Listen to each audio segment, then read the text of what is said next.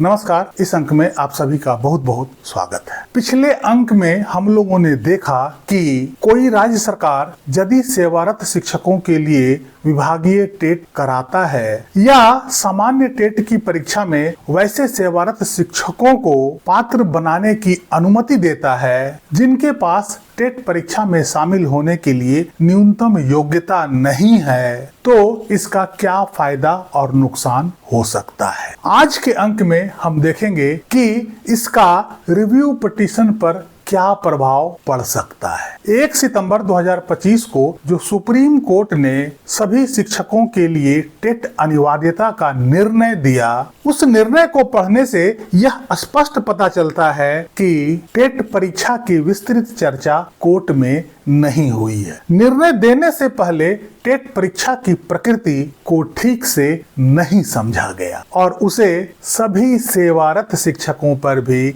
समान रूप से लागू कर दिया गया। यदि इसके प्रकृति को ठीक से समझा गया होता तो इसे सभी शिक्षकों पर समान रूप से लागू कभी नहीं किया गया होता। क्योंकि यह टेट परीक्षा सभी शिक्षकों के मानक स्तर को मापने का पैमाना नहीं हो सकता है। सामान्य विषय पढ़ाने वाले शिक्षकों की पात्रता को तो हम इससे बहुत हद तक माप सकते हैं, लेकिन sports, music, art and craft और भविष्य में आने वाले अनेक विषयों जैसे AI, डिजिटल क्रिएशन आदि जैसे विषयों को पढ़ाने वाले शिक्षकों की पात्रता को इससे नहीं मापी जा सकती है। क्योंकि इस टेट की परीक्षा में उन शिक्षकों के विषय वस्तु को शामिल ही नहीं किया गया। अर्थात टेट की परीक्षा में केवल सामान्य विषयों से ही प्रश्न पूछे जाते हैं, ना ही स्पोर्ट्स से, ना ही म्यूजिक से, ना ही कंप्यूटर से,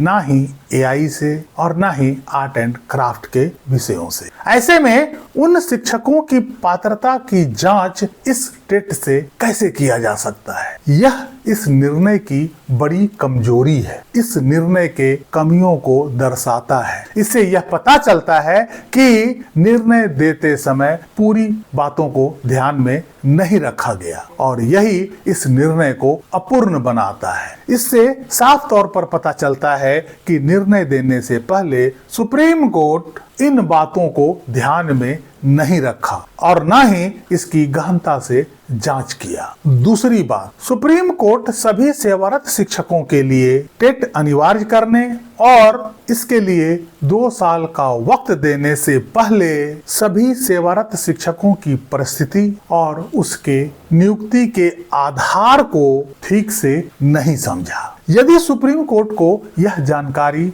होती कि अधिकांश सेवारत शिक्षकों के पास टेट परीक्षा में शामिल होने के लिए न्यूनतम योग्यता ही नहीं है, तो शायद यह निर्णय कभी पास नहीं होता। इस निर्णय को पढ़ने से यह साफ पता चलता है कि न्यायाधीश महोदय या तो इस बात से पूरी तरह अनभिज्ञ थे या पहले से वे मान चुके थे कि सभी सेवारत शिक्षकों के पास भी टेट में शामिल होने के लिए न्यूनतम योग्यता तो होगा ही, और इसी कारण से सभी सेवारत शिक्षकों को टेट पास करने के लिए केवल 2 साल का समय दिया गया। यदि उन्हें पता होता या कोर्ट में इस पर विस्तार से चर्चा की गई होती तो यह उजागर हो पाता कि जो 2 वर्ष का समय सभी सेवारत शिक्षकों को टेट पास करने के लिए दिया जा रहा है वो नाकाफी है, वो बिल्कुल भी व्यवहारिक नहीं है। इतने वक्त में सभी शिक्षकों के लिए टेट पास करना संभव नहीं है,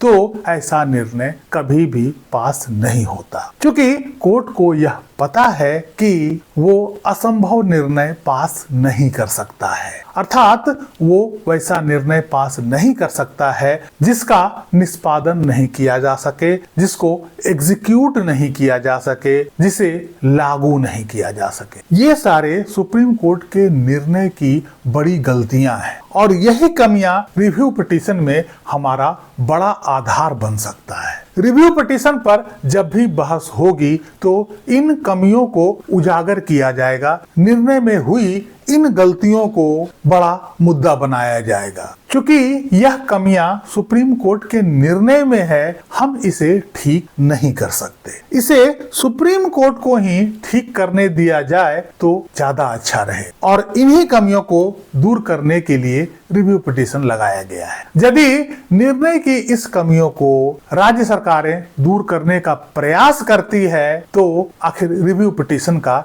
क्या फायदा? तो फिर रिव्यू पिटीशन में किस बात पर बहस होगी? रिव्यू पिटीशन में मूलतः इन्हीं कमियों को तो दर्शाना है जिससे सुप्रीम कोर्ट को यह पता चले कि उनके निर्णय में बड़ी भूल हुई है। यदि इन कमियों को राज्य सरकारें खुद से ठीक कर लेगी या इसके लिए कोई रास्ता निकाल लेगी तो फिर रिव्यू पिटीशन पर बहस का कोई मतलब नहीं रह जाता है। इसका सीधा अर्थ होता है कि हमने सुप्रीम कोर्ट के आदेश को स्वीकार कर लिया है, चाहे वो आदेश गलत हो या सही हो। सुप्रीम कोर्ट के इस निर्णय में दो तरह की कमियां हैं। पहला कमी कानूनी कमियां, अर्थात इस निर्णय में न्याय के बहुत सारे मूलभूत सिद्धांतों का पालन नहीं किया गया है। इसके अलावा आरटीई एक्ट की व्याख्या ठीक से नहीं करी गई है। आरटीई एक्ट के बारीकियों पर ध्यान नहीं दिया गया है। यदि हम आरटीई एक्ट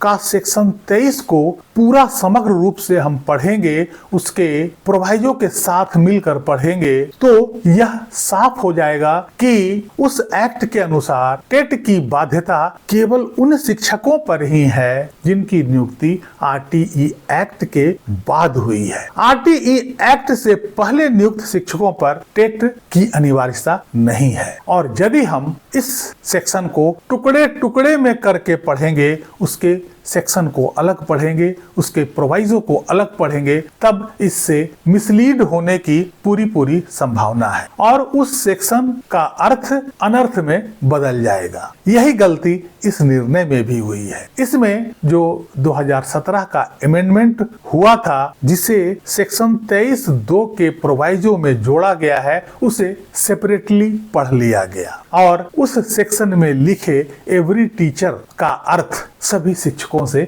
लगा दिया गया। दूसरा है व्यवहारिक कमियां, अर्थात यह निर्णय ना तो व्यवहारिक रूप से ठीक है और ना ही इसे पूरी तरह से लागू किया जा सकता है। कुल मिलाकर कहें तो यह निर्णय एग्जीक्यूटेबल नहीं है। यह निर्णय उन शिक्षकों पर एग्जीक्यूट नहीं किया जा सकता है जिन शिक्षकों के पास टेट की परीक्षा में शामिल होने के लिए न्यूनतम अर्हता भी नहीं है। वैसे शिक्षक किसी भी कीमत पर 2 साल के भीतर टेट की परीक्षा नहीं पास कर सकते हैं। यह पूरी तरह से असंभव है। इसके अलावा सुप्रीम कोर्ट के इस निर्णय को लागू करने के लिए हम दूसरे कानून या नियमों का उल्लंघन नहीं कर सकते हैं। राज्य सरकारें यदि एनसीटीई द्वारा इस्टेब्लिश्ड टेट के नियमों का उल्लंघन करते हुए उन सेवारत शिक्षकों को टेट के लिए पात्र बनाती है तो यह एनसीटीई के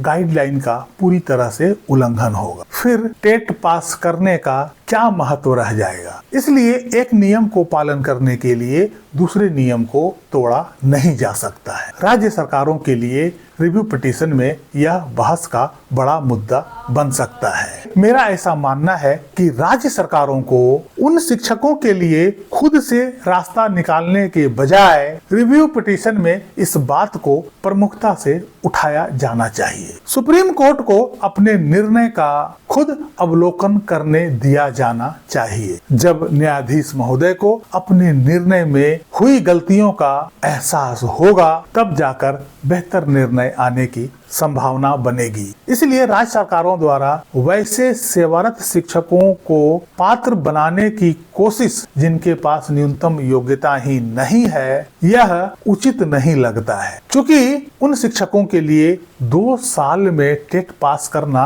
असंभव है। यह बात सुप्रीम कोर्ट के इस निर्णय को कमजोर बनाता है और यह मुद्दा रिव्यू पिटीशन में राज्य सरकार की ओर से प्रमुखता से रखा जाना चाहिए। अंत में सभी शिक्षक बंधुओं से निवेदन है कि थोड़ा धैर्य रखिए, रिव्यू पिटीशन की सुनवाई का आरंभ होने दीजिए। इसके अलावा कुछ रिट पिटीशन भी लगे हुए हैं, उस पर भी सुनवाई बाकी है। जब इन सभी पिटीशनों पर सुनवाई शुरू होगी तो धीरे धीरे पिक्चर साफ हो जाएगा और इस संकट से सभी शिक्षकों को मुक्ति अवश्य मिलेगी। इस अंक में यहीं तक। कैसी लगी जानकारी कमेंट करके जरूर बताइएगा। वीडियो को लाइक कीजिएगा, चैनल को सब्सक्राइब कीजिएगा। मिलते हैं अगले अंक में, तब तक के लिए जय हिंद, वंदे मातरम।